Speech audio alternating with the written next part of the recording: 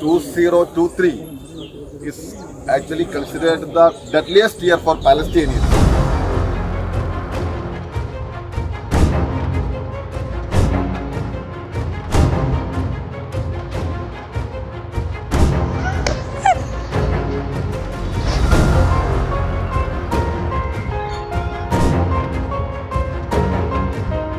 सारे गांव में, सारे शहर में ये फलस्तीन का सोलिडारिटी में हम खड़ा होगा, हमारा आवाज उठाएंगे।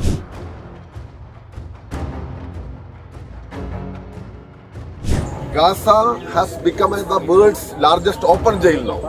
So we are with the people of Palestine. We are here to express once again our solidarity with the people of Palestine.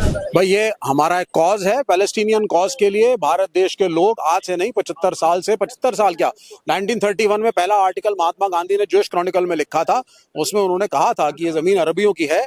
Israeli और ज्यूइश लोग अगर चाहते हैं कि आकर के एक नया मुल्क यहाँ बनाए, आए जरूर, लेकिन ज्यादती नहीं होनी चाहिए। उसके बाद हरिजन में उन्होंने 1938 में फिर इसी बात को मेंशन करा। तो ये तो हमारा एक ऑफिशियल स्टैंड गांधी जी के समय से रहा है। उसके बाद सक्सेसिव गवर्नमेंट्स आई हैं। 1948 में जब इजराइल बना, भारत ने इजराइल को मान्यता नहीं दी। बाद में नॉन अलाइंड मुल्क आए, ईरान आए, लोगों ने रिक्वेस्ट करी, तब नेहरू जी ने 1950 में इजराइल को मान्यता दी, लेकिन बड़ी कंडीशनल बात थी। और उस समय का नक्शा अगर आप 1948 का देखेंगे इजराइल पैलेस्टीन का, और आज 2023 में देखेंगे तो जमीन आसमान का फर्क आपको दिखेगा। सारी जमीन इजराइल हड़प चुका है। कोल्ड वॉर का उसने फायदा उठाया। अमेरिका और यूरोपीय देशों की जो नजदीकियां थी उसके तहत उसने धीरे धीरे करके चीजें ली। आज पैलेस्टीन के लोग ऊपर एंड प्रिजन में रहते हैं। यासर अराफात ने एक लंबी लड़ाई लड़ी।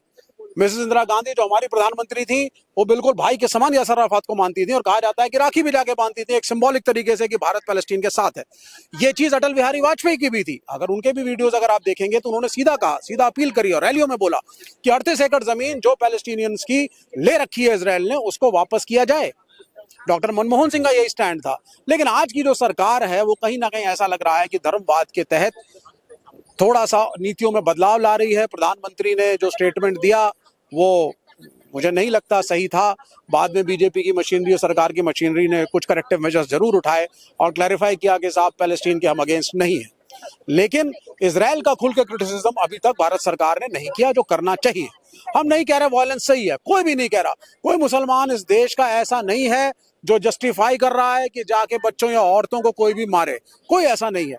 तो ये लड़ाई धार्मिक लड़ाई नहीं है, ये एक नेशनलिज्म की लड़ाई उनकी अपनी है, पैलेस्टीन के लोगों की।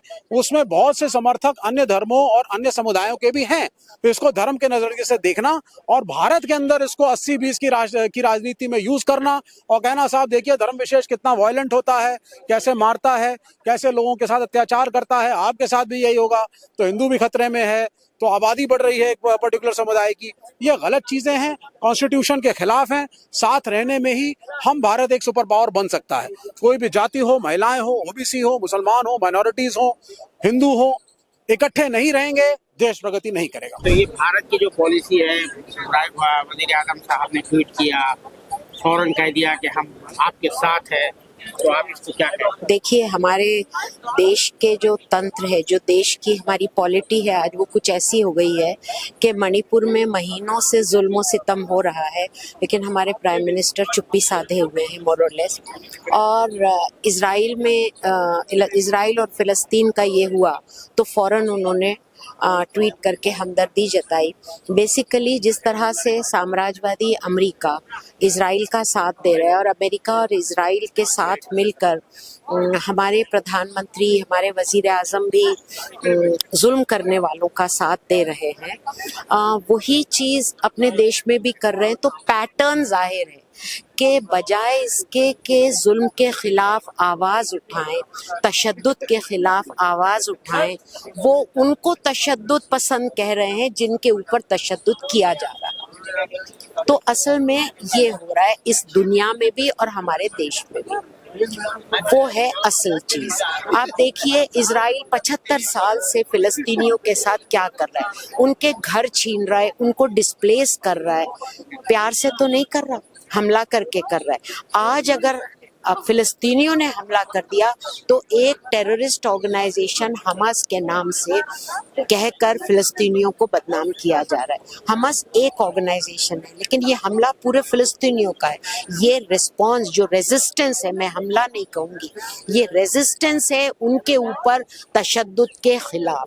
ये रेजिस्टेंस पूरे फिलिस्तीनियों का है जो अभी सामने आ रहा है और जिसके खिलाफ वेस्टर्न मगरबी मुल्कों की मीडिया पूरे तौर पर फिलिस्तीन की मजम्मत करने में लगी हुई। Already we have demanded that the Israel is doing a Zionist movement in Palestine. They are capturing the land of Palestine. At every stand, there should be a peace in there. The Palestinian people should get their homeland. The invasion should, the Israel people should, or the Zionist movement should end the invasion of Palestine there. That is our all time we are saying that is our stand. आप ये कह रहे हैं कि जो आपने जो यहाँ पे स्ट्राइक करने वाले थे इसको दिल्ली पुलिस रोक रही थी, क्यों रोक रही थी? दिल्ली पुलिस वाला उसको अनुमति पहले दिया था, लेकिन रात में पुलिस का फोन आया, आपको नहीं कर सकता, आप करेंगे तो आपको अरेस्ट करेंगे। तो का मतलब है दिल्ली पुलिस किसका कब्जा में है? दिल्ली पुलिस का अधिकारी कौन है? दिल्ली पुलिस दिल्ली गवर्नमेंट का नीचे नहीं है। दिल्ली पुलिस तो सेंट्रल गवर्नमेंट का नीचे है, सेंट्रल गवर्नमेंट का होम मिनिस्ट्री का नीचे है। होम मिनिस्टर अमित शाह जी है, तो अमित शाह जी नहीं चाहते, तो अमित शाह जी नहीं चाहते भारत देश में एक आवाज फलस्तीन का हित के लिए इसराइल का खिलाफ ना जाना चाहिए, इसलिए उन्होंने रोकने का कोशिश किया। लेकिन हमारा पीस एंड सोलिडारिटी संगठन का सारे साथी डरते नहीं है, हमको अरेस्ट करने में कोई दिक्कत नहीं है। जेल भी हमारा देश में है, महात्मा गांधी भी जेल में गया, नेहरू जी भी जेल में गया, पटेल जी भी जेल में था, सब लोग जेल में गया, मौलाना आजाद भी जेल में था। तो हमें जेल में जाने में क्या है डर? कोई डर नहीं है। इसलिए जब हम आए, हमने किया तो उनको यहाँ अंदर आने के लिए मंजूर करना पड़ा, इसलिए ये हो गया। हम निंदा कर रहा हूँ, ये देश एक जनवाद देश है, ये जनवाद देश का एक होम मिनिस्टर है अमित शाह जी, वो बीजेपी नेता नहीं है अभी, वो भारत देश का होम मिनिस्टर है, वो देश का कानून लागू करना चाहिए। इसी तरह उसको जबरदस्त करने का कोई अधिकार नहीं है, और वो गलत किया है, गलत सुझाव पुलिस को दे रहा है। ये दिल्ली पुलिस के लिए भी अच्छा नहीं है और देश का जनवाद के लिए, लोकतंत्र के लिए भी सही नहीं है। अच्छा, ये जो है प्राइम मिनिस्टर ने जो ट्वीट किया था और इमीडिएटली जो तो सॉलिडेरिटी जो का जो तो एक्सप्रेस किया, जो हमारी ट्रैक वाली जो पॉलिसी है, वन ट्रैक पॉलिसी जो रही है कि इक्वी डिस्टेंस फलस्तीन के लिए भी और इसराइल के लिए भी, उसके खिलाफ गई बात। हम समझना चाहिए, ये जो अभी भारत देश का प्रधानमंत्री बीजेपी से है, लेकिन इसका पहले भी बीजेपी से प्रधानमंत्री रहा अटल बिहारी वाजपेयी जी। अटल बिहारी वाजपेयी जी का समय पे भी फलस्तीन का मुद्दा बहुत बुलंद था, उस समय पे इसे इक्वी डिस्टेंस का स्टैंड उन्होंने नहीं लिया था। भारत देश का भाजपा भी उसी समय पे ये जो इसराइल का खिलाफ फलस्तीन का साथ देने का बात बोला। अभी नरेंद्र मोदी जी जो ना बहुत उन्होंने बोला जी, उन्होंने ट्वीट करके इसराइल का पक्ष में खड़ा हो गया, लेकिन अभी भारत देश का विदेश मंत्रालय ने साफ बोला है कि भारत देश का विरासत ऐसे है, हमेशा हम फलस्तीन स्वतंत्र राष्ट्र का खड़ा होने के लिए अधिकार है, इसमें हमारा समर्थन था, अभी भी हमारा समर्थन है।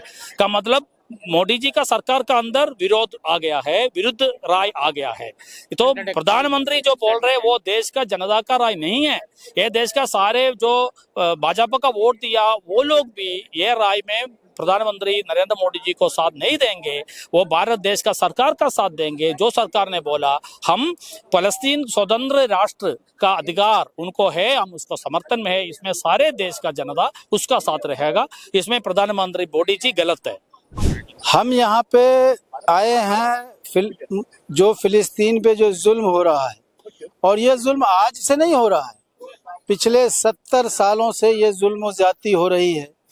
और यहाँ पे पूरी दुनिया में जो कि मीडिया पे यहूदियों का कब्जा है, वो सवाल कर रहे हैं कि हमास आतंकवादियों ने ऐसा किया।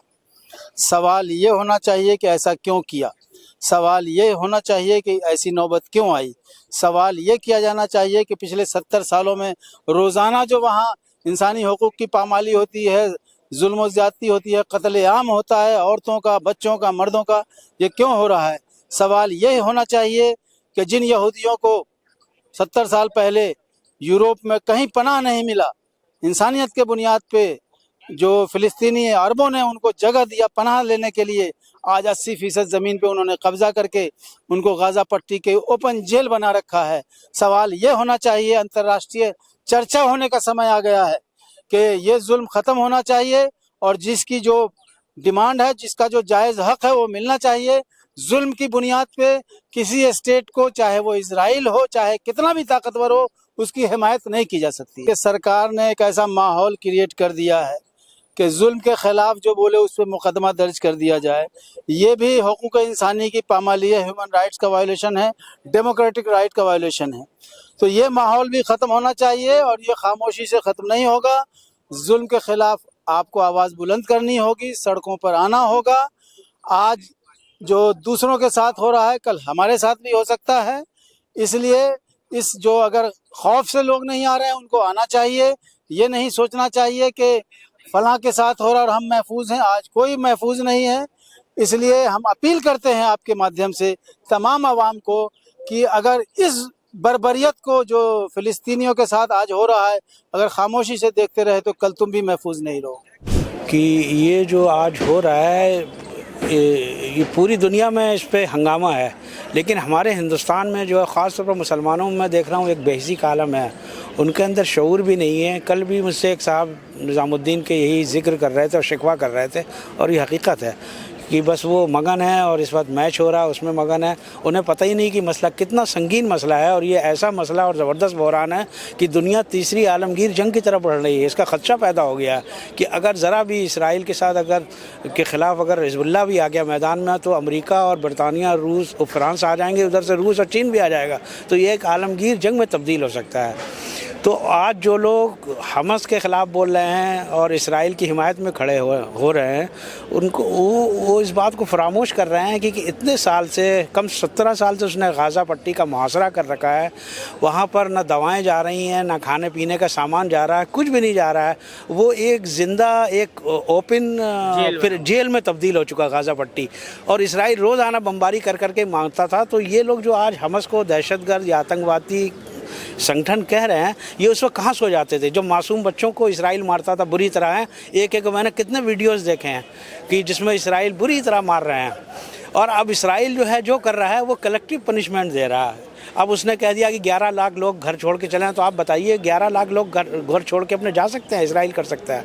ये जितनी भी आलमी ताकतें हैं जिनकी पुष्पनाही पर इसराइल ये मुजालिम कर रहा है, ये उस वक्त खामोश रहते हैं। और जब आज उन्होंने ये हमला किया, मैं एक मिसाल देता हूँ हिंदुस्तान की। अरुणाचल प्रदेश जो है हमारा एक डिस्प्यूटेड एरिया है। कल को अगर खुदा न खास्ता चीन इस पर कब्जा कर ले और वहाँ के लोग उसके खिलाफ खड़े हो जाएँ, तो वो आतंकवादी हो जाएंगे, दहशतगर्द हो जाएंगे। इसी तरह वो लोग जो जुल्म सह रहे थे, परेशानियाँ उठा रहे थे, झेल रहे, तो उन्होंने तय कर लिया। कहते हैं ना कि तंग आमद भजंग आमद। तो अब जब आदमी इतना परेशान हो जाता है तो उसके सिवा, जंग के सिवा कोई उसके पास कोई चाराकार नहीं रहता। तो वही हुआ कि आखिरकार उन्होंने ठान लिया कि रोज़ रोज़ मरने से अच्छा एक दिन मर जाए।